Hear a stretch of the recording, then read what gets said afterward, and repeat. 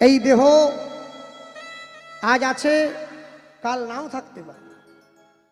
তাহলে অর্জুন, যা হয়েছে ভালোই হয়েছে, যা হবে তা ভালোই হবে।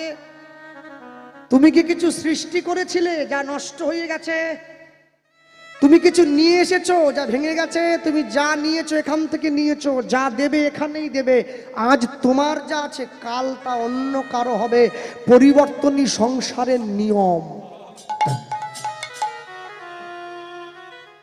মনে রাখবেন। সবসময়ের জন্য চাই, জীবনকে আপনি যত ভালো করে সাজাতে চাইছেন, আপনি চাইলেই জীবনকে অত ভালো করে সাজাতে পারেন না।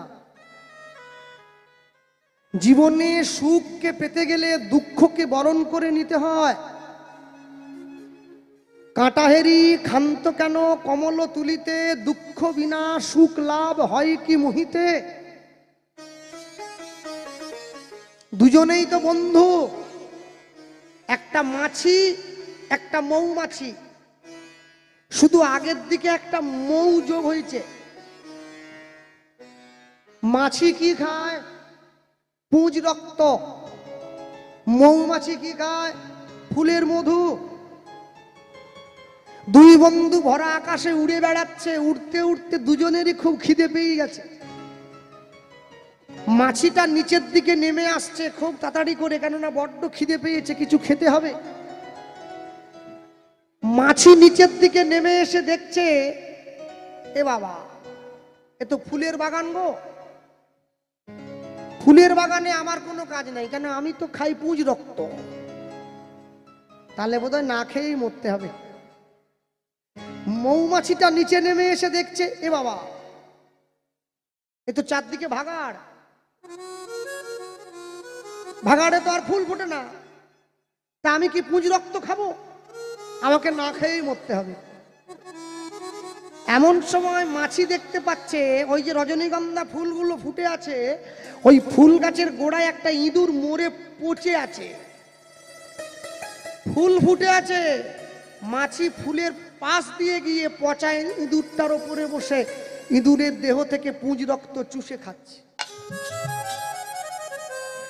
মৌমাছিটা দেখতে পাচ্ছে ভাগাড়ের ভেতরে একটা পদ্ম ফুল ফুটে আছে। পুঁজ রক্তগুলোকে সরিয়ে দিয়ে পদ্ম ফুলের উপরে গিয়ে বসে মৌমাছিটা মধু খাচ্ছে। জগতে দুটোই জিনিস আছে, একটা মধু, একটা ভাগাড়। আপনাকে ঠিক করতে হবে, আপনি সাধু সঙ্গ করবেন না ভাগাড়ে গিয়ে বসবেন। ভাগাড় মানে আমি চায়ের দোকানের কথা বলতেছি, সন্ধ্যে 7টার পর, ওটা ভাগাড়ই হলো। ওখানে সব আলোচনা পাবেন, আপনি যা চাইবেন। আর যে লোকটা চা বিক্রি করে সে তো প্রধানমন্ত্রীর উপরে, সে সব জানে। তাকে আপনি কি কি রাজ্যের কি খবর চাই বলুন? চাকরি গেছে 26,000, এরপরে কাদের যাবে সে ওটা জানে, সরকার জানেনি, সে জানে। বলে আমি যা বলে দিচ্ছি লিখে নি, এটাই ঘটবে। কেন বলুন দেখি? ও ভাগাড়ে থাকতে থাকতে না, ও গরুর খবর জেনে গেছে কখন পড়বে। এই জন্য লোকে বলে ভাগবত পড়ো গিয়া বৈষ্ণবের স্থানে। আপনি যেখানে সেখানে ভাগবত খুলে নিয়ে বসে পড়লে হবে না, জায়গা মতো খুলতে হবে। দুই ভাই গোবিন্দচরণের নয়নের জলটা দিয়েছে, ভগবান আর থাকতে পারলো না, আশীর্বাদ করছি। কি বললেন? অচিরাতে তোমাদের ঘরে এক পুত্র সন্তান, পুত্র সন্তান জনমে গ্রহণ করিবে, করিবে। আমার ভক্তির বলে সন্তান বলবান হইবে, বলবান হইবে। এই সন্তান না রহিবে তোমাদের ঘরে। জগৎ মাঝে আমার লীলা কথা প্রচার করিবে দ্বারে দ্বারে। তোমাদের ঘরে একটা ছেলে হবে, কিন্তু সেই ছেলেটা তোমাদের ঘরে থাকবে না, আমার ভক্ত হবে। কেননা তোমরা তো আমার সেবার জন্য ছেলে চেয়েছো। তোমরা কি ডাক্তার, ইঞ্জিনিয়ার, উকিল, ব্যারিস্টার চেয়েছো যে তোমাদেরকে দেবো? তোমরা আমার সেবার জন্য সন্তান চেয়েছো, আমি আমার সেবার জন্য সন্তান দিলাম। পিতামাতার মৃত্যুর পরে পিণ্ড দান করে পিতামাতাকে পুত নামক নরক থেকে উদ্ধার করে বলে সন্তানকে বলে পুত্র। গোস্বামী তুলসীদাসজি লিখছেন, মাতৃগর্ভের একই দরজা দিয়ে পুত্র এবং মূত্র বাহির হয়। যেটা হরিনাম করে ওটা পুত্র, যেটা হরিভজন করে না ওটা মূত্রের সমতুল্য, কোনো দাম নেই। এক্ষুনি আছে, এক্ষুনি খরচা হয়ে যেতে পারে যে কোনো মুহূর্তে। তাহলে যারা হরিনাম করে ওরা কি মরবে না? এই যে আমাদের কথা, হরিনাম যারা করে ওরা আরো আগে মরে যাবে। হ্যাঁ, লোকে বলে একদিন এক রাত্রি জাগলে নাকি 10 দিন ঘুমোতে হয়। হ্যাঁ, ছোটকালে শুনতাম এক রাত্রি জেগে থাকলে নাকি 10 দিন ঘুমিয়ে সেই ঘুমটা পূরণ হয়। তাহলে আমাদের যে বছরে 200 রাত্রি জাগতে হচ্ছে, কবে ঘুমাবো? ওই জন্য ভগবান ঠিক করেছে তোরা জেগে নে, যা ঘুমাবি আর ওটার দরকার নেই, ঘুমিয়েই থাকবি, একবারে শেষ ঘুম, আর ওটার কোনো চান্সই নেই। তবে তফাৎ কি জানেন তো? ইঁদুর একটা, বেড়াল একটা নিজের ছেলেকে, বেড়াল ছানাকে দাঁতে করে চিপি দিয়ে এক জায়গা থেকে অন্য জায়গায় নিয়ে যায়। যখন সেই বেড়ালটা ইঁদুর শিকার করে, সে কিন্তু ইঁদুরটাকেও দাঁতে চিপে এক জায়গা থেকে অন্য জায়গায় নিয়ে যায়। দুটো চিপে ধরা কি এক হলো নাকি? নিজের ছেলেটাকে চিপে নিয়ে যাচ্ছে আদর করে, আর ইঁদুরটাকে চিপে নিয়ে যাচ্ছে মারার জন্য। যারা ভগবানকে ভালোবাসে তারা ভগবানের নিজের ছেলের মতো আস্তে করে চিপি দেয়, আর যারা ভালোবাসে না ওই ইঁদুরের মতো জোরে চিপে দেয়। মরবে সবাই, থাকার জন্য কেউ আসেনি, এমনিতেই তো মরে যাচ্ছে, 24 ঘন্টা মরতিছে। মানে না, গিন্নি সবসময় বলে তুমি মরতে পারো না, তুমি মরলে আমি শান্তি পাই, দেখেছো? সব সময় মারতিছে, 24 ঘন্টায় 20 বার করে মারতিছে। এত মরার পরেও বেঁচে থাকার শখ আমাদের। যদি আর 2 দিন বেঁচে যাই তাহলে জীবনে কত না ভালো হয়, কত না ভালো হয়। শোনো, ভক্তি যখন ভোজনে প্রবেশ করে, ভোজন তখন প্রসাদ হয়ে যায়। ভক্তি যখন জলে প্রবেশ করে, জল তখন চরণামৃত হয়ে যায়। ওই যে মন্দিরে ঠাকুর মশাই তুলসী দিচ্ছে আর লোকে হাত পেতে আছে, তাম্র পাত্রে করে একটু জল দিয়ে দিচ্ছে, ওটা কি? চরণামৃত। ভক্তি যখন ঘরে প্রবেশ করে, ঘর তখন মন্দির হয়ে যায়। ভক্তি যখন দেহে প্রবেশ করে, মানুষ তখন ভক্ত হয়ে যায়। ভক্তি যখন আত্মায় প্রবেশ করে, দেহ তখন বৈষ্ণব হয়ে যায়। ভক্তি যখন পরমাত্মায় প্রবেশ করে, দেহ সব ছেড়ে দিয়ে গোবিন্দ চরণে বিলীন হয়ে যায়। সবার আগে দেখতে হবে তো আপনার ভক্তি কতদূর পর্যন্ত প্রবেশ করেছে। প্রবেশ যদি না করে তো হবে কি করে? 2 ভাই ভগবানের মন্দির থেকে বেরিয়ে এসছে, এক ভাই আরেক ভাইকে বলতেছে, তাহলে ভাই ভগবান যখন বলে দিয়েছে ছেলে একটা আমাদের হবেই, কেউ আটকাতে পারবে না। কিন্তু কিন্তু ঠাকুর যে বলল ছেলে হবে, ছেলেটা কোন ঘরে হবে এটা তো বললো না। আমরা দুজনে যে ডাকলাম, মানে বড় ভাইয়ের ঘরে হবে কি ছোট ভাইয়ের ঘরে হবে এটা তো বললো না। আরেক ভাই আরেক ভাইকে বলছে যার ঘরেই হোক, যার ঘরে না হবে ওই ছেলেটা সেই ভাইয়ের সম্পত্তিও পাবে, বিনিময়ে খাতায় কলমে ছেলেটার বাবা হওয়ার অধিকারটাও পাবে। যাক, ঠিকই আছে। আচ্ছা ভাই, কি ভগবান যে বলল আমাদের ছেলেটা নাকি ঘরে থাকবে না, বৈষ্ণব হয়ে পথে পথে বেরিয়ে বেড়াবে, নাম করে বেড়াবে, সঙ্গে সঙ্গে বড় ভাই যুক্তি দিচ্ছে, হতে দে খালি একবার, ভক্ত হওয়া বের করে দেবো একবারে। ভক্ত কিরকম করে রক্ত বের করে নিতে হয় সে আমি জানি। কিসের ভক্ত? হ্যাঁ, না থাকবে মন্দির, না হবে ভক্ত। মন্দির তুলিয়ে দেব, ঠাকুর জলে ভাসিয়ে দেব, বাঁশও থাকবে না, বাঁশিও বাজবে না। হোক একবার। বড় ভাইয়ের ঘরে কোনো ছেলে হয় নাই, ছোট ভাই গোবর্ধন দাসের স্ত্রীর কোল আলো করে একটা পুত্র সন্তানের জন্ম হয়েছে। বড় ভাই ছুটে গিয়েছে ছোট ভাইয়ের দরজায়, এ ভাই তাহলে এই যে তোর ঘরে ছেলে হলো। বড় ভাইকে যখন এ কথা শুনেছে, ছোট ভাই বলছে আমি যা কথা দিয়েছিলাম তাই হবে। আজ থেকে ছেলেটার বাবা হওয়ার অধিকার তুইও পাবি খাতায় কলমে। ছেলেটার বাবার নাম হবে, দুই ভাইয়ের নাম মিলিয়ে হিরণ্য গোবর্ধন দাস। গ্রামের লোক ছুটে এসেছে, জমিদার মশাই যেমন করে রামচন্দ্র নিজের রাজ্যের প্রজাদেরকে পালন করত, সেইভাবে আপনার ছেলে আমাদের প্রজাদেরকে মঙ্গল করবে। ছেলেটার নাম দিন না রঘুনাথ। রঘুনাথ নাম হয়েছে। 10 বছর বয়স হয়ে গেছে ছেলেটার। আগেকার দিনে নিয়ম ছিল, ছেলে মেয়েরা বড় হলে গুরুদেবের আশ্রমে থেকে লেখাপড়া করতে হতো, জীবনের শুরু থেকে শিক্ষা শিখতে হতো। একটু বাচ্চাগুলোকে থামান দিন। জীবনের 4টে ধাপ ছিল, ব্রহ্মচর্য, গার্হস্থ, বানপ্রস্থ, সন্ন্যাস। গুরুদেব শিক্ষা দিত। রঘুনাথ দাসের গুরুদেবকে হুগলি জেলার চাঁদপুরে বলরাম আচার্য প্রভু রঘুনাথ দাসের গুরুদেব। রঘুনাথ দাস গুরুদেবের কাছে গিয়েছে, গুরুদেবের চরণে প্রণাম করছে। এই যে যাকে দেখিলে মুখে আসে কৃষ্ণ নাম, জানিবে সেই বৈষ্ণব তাকে করিবে প্রণাম।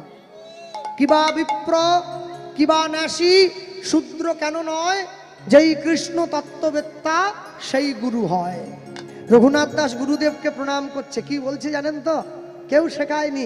জয় জয় শ্রী গুরু, গুরু আমার প্রেম কলপ তোর, নিতাই গৌর হরি বল।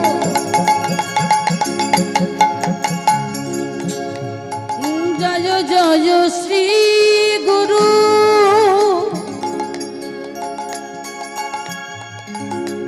গুরু আমার প্রেম কল্পতরু।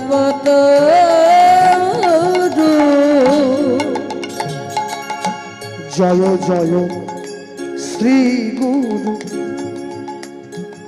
গুরু আমার প্রেম কলপ তোরু। জয় জয় শ্রী গুরু, গুরু আমার প্রেম কল্পতরু।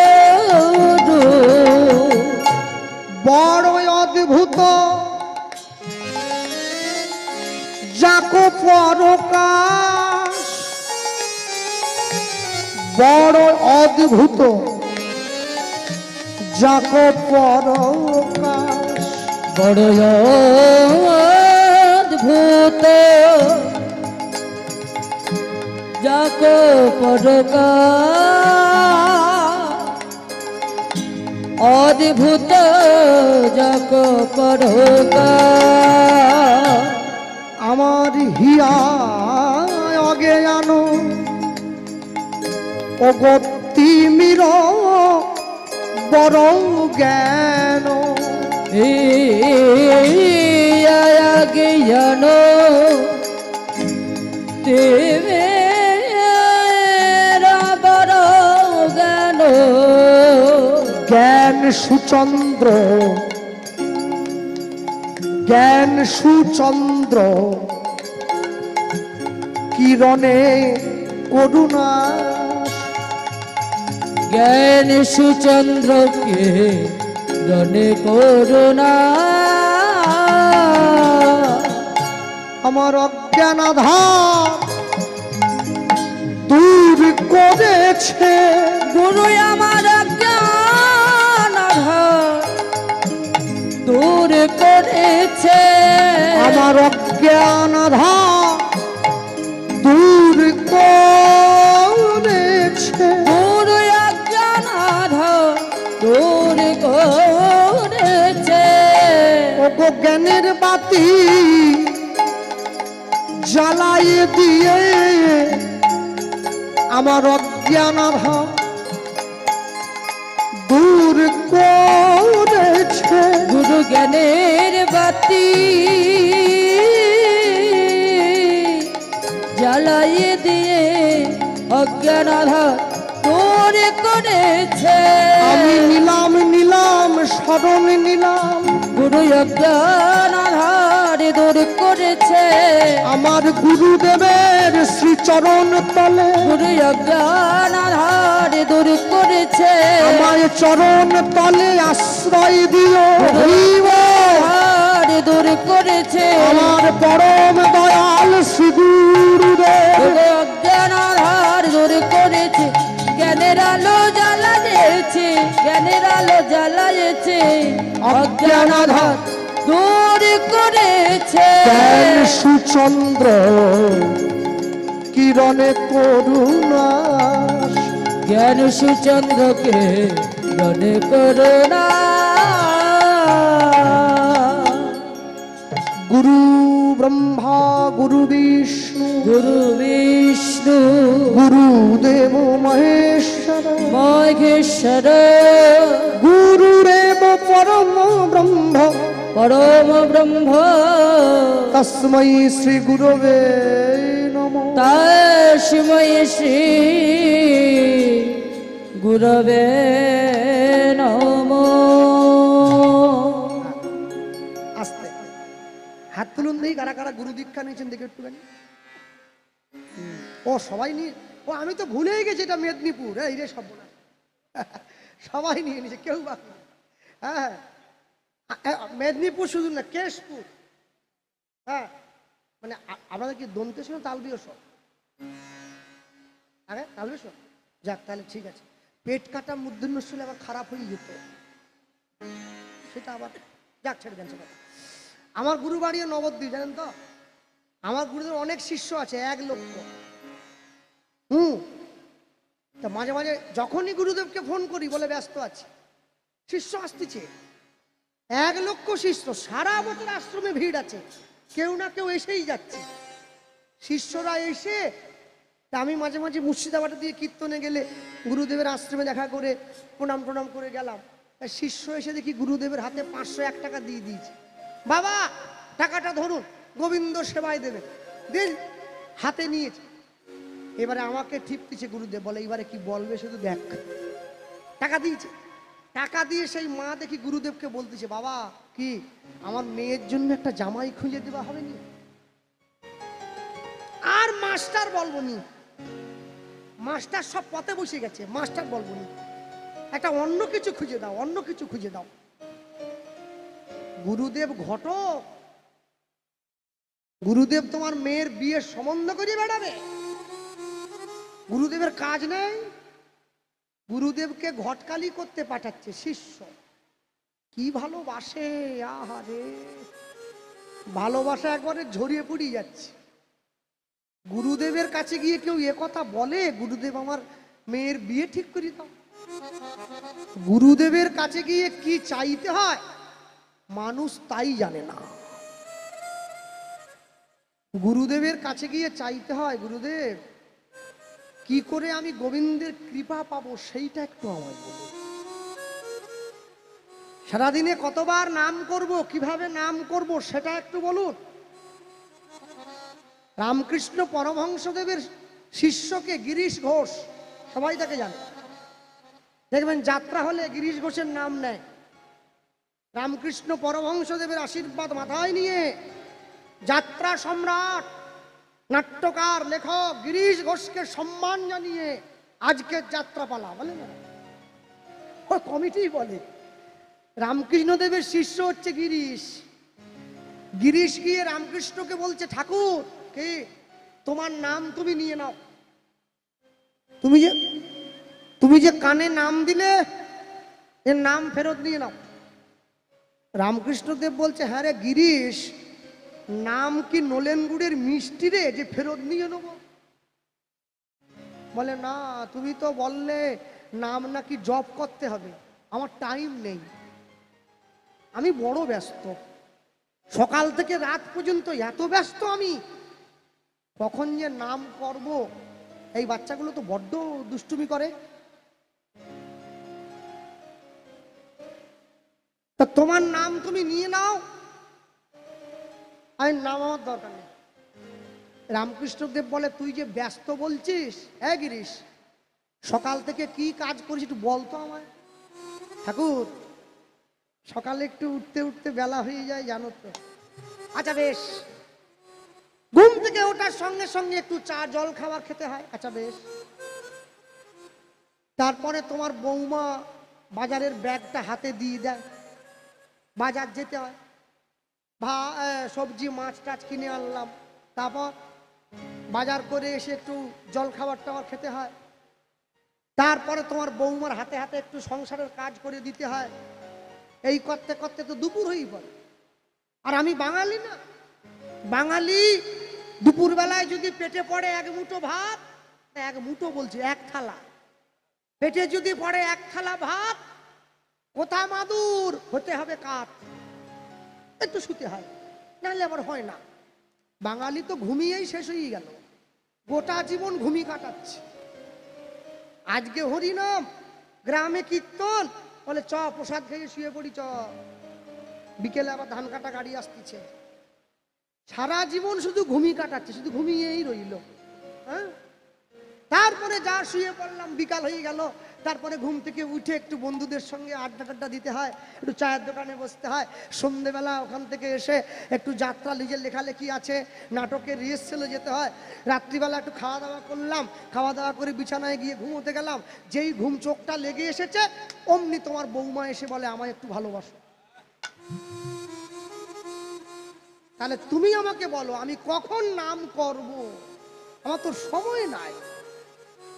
রামকৃষ্ণ দেব বলে, ওই শেষে কিটা যেন বলছিলি, রাত্রিবেলা, রাত্রিবেলা কি, রাত্রিবেলা খেয়ে না, খাওয়ার পরে, খাওয়ার পরে হয়তো ঘুমোতে গেলাম, তোমার বৌমা এসে বললো আমায় একটু ভালোবাসো।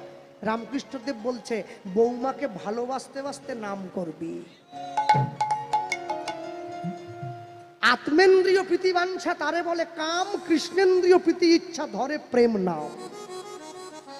পৃথিবীতে প্রত্যেকটা মানুষের জীবনে, প্রত্যেকটা প্রাণীর জীবনে একটা করে লক্ষ্য আছে রে গিরিশ। তাকিয়ে দেখ, শিশুকাল থেকে লক্ষ্যের দিকে এগিয়ে চলেছি। শিশুর দেখি যে লক্ষ্য মাতৃদুগ্ধ পানে, মাতালের লক্ষ্য দেখি মদেরও সন্ধানে সন্ধানে, বানরের লক্ষ্য দেখি ফলেরই বাগান, ফলেরই বাগান, শকুনের লক্ষ্য দেখি ভাগাড়ের সন্ধান, সন্ধান, শিয়ালের লক্ষ্য মরা নিয়ে টানাটানি, টানাটানি, নিন্দুকের লক্ষ্য শুধু পরনিন্দা গ্লানি, পরনিন্দা জানি, সতী খুঁজে পুঁজিবারে পতির চরণ, পতির চরণ, অসতীর লক্ষ্য হরে কিসে পরের মন, কিসে পড়ে মো, এই জগতে বারে বারে যেদিকেতে চাই, যেদিকেতে চাই, পৃথক পৃথক লক্ষ্যের মানুষ মোরা দেখিবারে পাই, ওরা দেখিবারে পাই, কারো লক্ষ্য উচ্চ, কারো নিচ, অতি ঘৃণ্য, অতি ঘৃণ্য, কেহ বা বিদ্রুপের পাত্র, কেহ ধন্য ধন্য, কেহ ধন্য ধন্য, সব লক্ষ্য মাঝে কার লক্ষ্য শ্রেষ্ঠ বলে মানি, বলে মানি, যার লক্ষ্য আমার রাধা গোবিন্দের রাঙা চরণ দুখানি।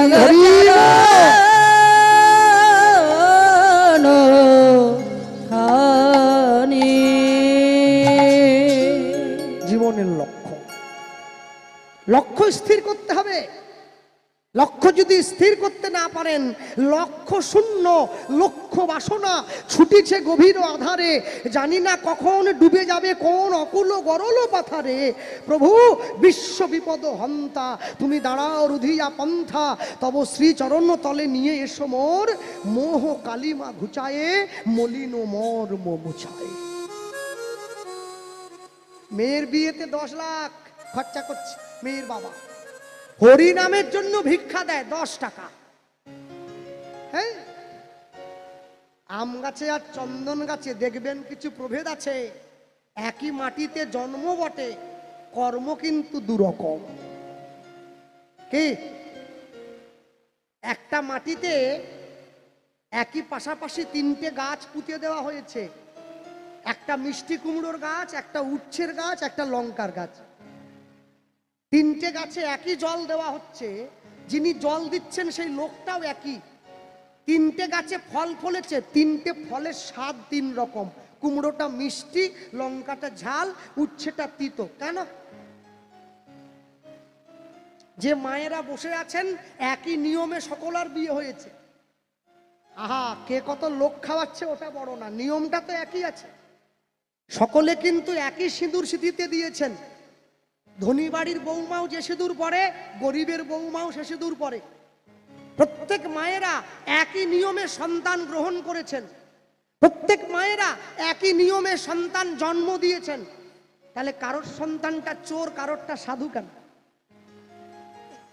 একে কর্ম বলা হয়।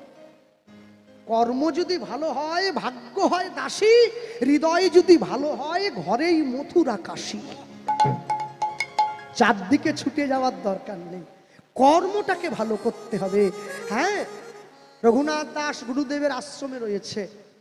সেই গুরুদেবের আশ্রমে একদিনকে আসছে নামাচার্য ছিল ঠাকুর হরিদাস। হরিদাস ঠাকুর গিয়ে বসেছেন, সকল ছাত্ররা কাছে গিয়ে বসেছে, রঘুনাথ দাস সকলার সামনে গিয়ে বসেছে। হরিদাস ঠাকুর বলছেন, শোনো, যে মানুষটাকে তোমরা দেখছো গৌর হয়ে এসেছে না, সে শুধু কৃষ্ণ নয়, রাধা কৃষ্ণ মিলিত তনু শ্রী গৌরাঙ্গ। হরিদাস ঠাকুর বলছেন, কি বলছেন জানেন তো? কি বলল? ওই যে সকলে শুনছে, রঘুনাথও তো শুনছে, এসেছে ব্রজের বাঁকা কালো সখা, আয় তোরা দেখবি যায়, দেখবি যায় তোদের এই সোনার নদী আয়।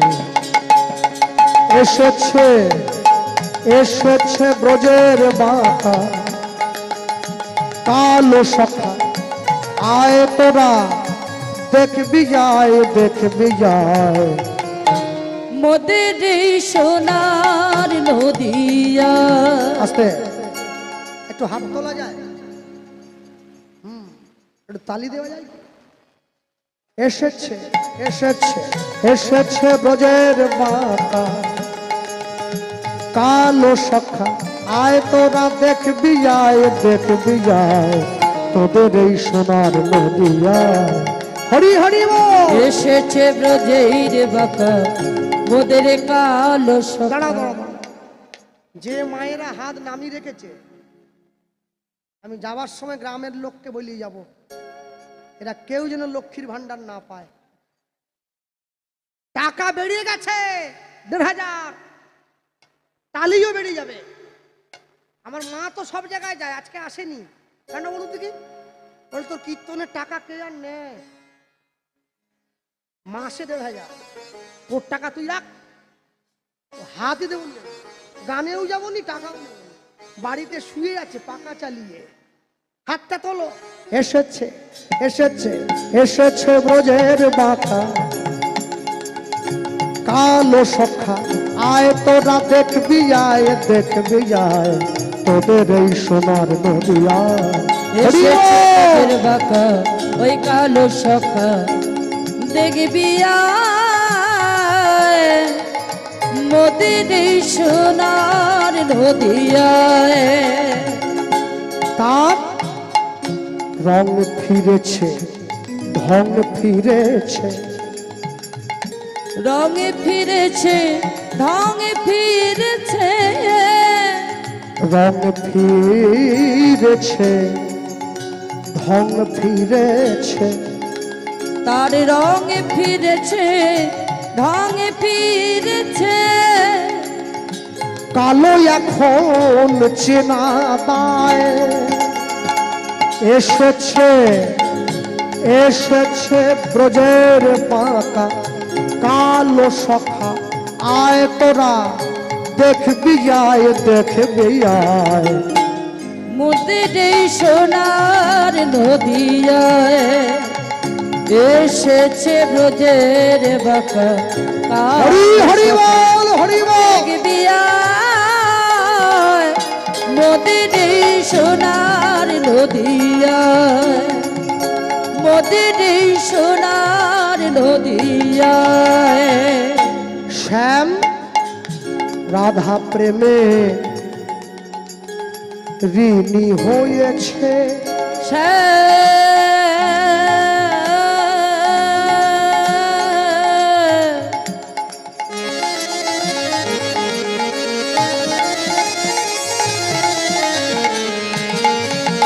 বাকাশে বাকাশে বাকাশে রাধা প্রেমে ঋণী হয়েছে, হাতের বাঁশি কেড়ে শ্যামের বিদায় দিয়েছে। ওই না হাতের বাঁশি কেড়ে শ্যামে বিদায় দিয়েছে, ওই না হাতের বাঁশি কেড়ে শ্যামের বিদায় দিয়েছে। ওই না হাতের বাঁশি কেড়ে শ্যামে বিদায় দিয়েছে। এখন বাঁশি নাই আর সাধবে কিসে, বাঁশি নাই আর ডাকবে কিসে, হাত তুলে তাই নাম বিলায় প্রেম বিলায়। মোদের সোনার হরি নদী, বল।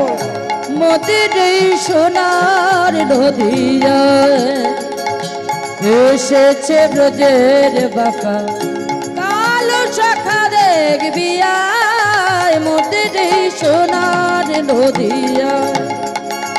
ওগো মোদের সোনার নদিয়ায়। যত সব কুলো ললনা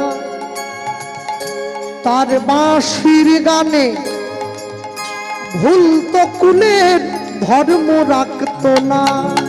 আর বাঁশির সুরে ভুল তো সবে কুলে রক্তরা। ওই না বাঁশির সুরে ভুল তো কুলের ধর্ম রাখত না। ওই বাঁশির সুরে কুল তো ভুলে ভুলয় রক্ত না। রাধার প্রেমের নাগর রসের সাগর, প্রেম বিলাতে এ ধরায় এ ধরায়। মোদের সোনার নদিয়ায়, মোদের সোনার হরি হরি বল। এসেছে ব্রজের বাঁকা কালো শাখা দেখবি আয়, মোদের সোনার নদিয়ায়। ওগো মোদের সোনার নদিয়ায়। এই পদ এই গান কীর্তন জগতে বহু আগে থেকে আপনারা শুনছেন, আমার জন্মের আগে। এটা কিন্তু কোনো কীর্তনীয় আমার মতো কোনো 10-20 টাকা 20 টাকার কীর্তনীয় বানানো গান নয়, এটা মহাজন পদ। এই পদ যিনি লিখেছেন, এই পদের পদকারের নাম হচ্ছে বিশ্বরূপ দাস ঠাকুর। তার বাড়ি হচ্ছে মালদা জেলার রামকেলিতে। তিনি মহাপ্রভুকে বিশ্বাস করতেন না। তার স্ত্রীকে বলছেন, যদি তোমার গৌর সত্যি সত্যি থেকে থাকে, কালকে সকালবেলা আমার বাড়ির সামনে যে পুকুরটা আছে, পুকুরের জল যদি মিষ্টি হয়ে যায়, জলের স্বাদ আমি বুঝবো তোমার গৌর আছে। পরের দিন সকালে গিয়ে পুকুরের জল মুখে দিচ্ছে, সত্যি সত্যি মিষ্টি হয়ে গেছে। সেই পুকুরের পাড়ে বসেই লিখছেন, দাস বিশ্বরূপে কয় হরি বল। দাস বিশ্বরূপে কয়, এমন হয় কি না আর হয়। দাস বিশ্বরূপে কয়ে এমন হয় কি না হয়। সময় বুঝে ওই চরণে সব সঁপে দিতে হয়। ওই না সময় বুঝে চরণে সব সপে দিতে হয় ওই না সময় বুঝে ওই চরণে সব সপে দিতে হয় ওই না সময় বুঝে চরণে সব সপে দিতে হয় রাধার প্রেমের নাগর রসের সাগর প্রেম বিলাতে এ ধরায় মোদের এই সোনার নদী যায় হরি বল, হরি হরি বল। কালো শাখা দেখবি আয় মোদের এই সোনার নদী যায় গৌরামা তুমি কৃপা করো এই জগজনে করুণা করো কৃপা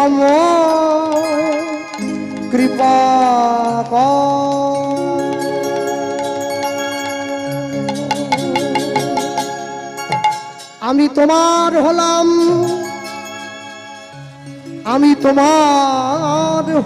তোমার কোলা আমি তোমার হলাম আমি তোমার ঘোলা